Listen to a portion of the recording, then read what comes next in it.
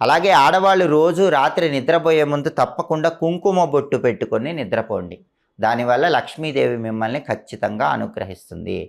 అలాగే ఉత్తర దిక్కంటే కుబేర స్థానం.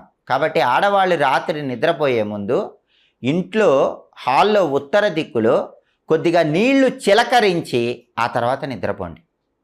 కుబేర స్థానమైన ఉత్తర దిక్కులో ఆడవాళ్ళు నిద్రపోయే ముందు కాసి నీళ్లు జల్లి నిద్రపోతే కుబేరుడి అనుగ్రహము, లక్ష్మీ కటాక్షము కలుగుతుంది. అలాగే నైరుతి దిక్కు అనేది ఇంటి యజమానికి సంబంధించిన స్థానం.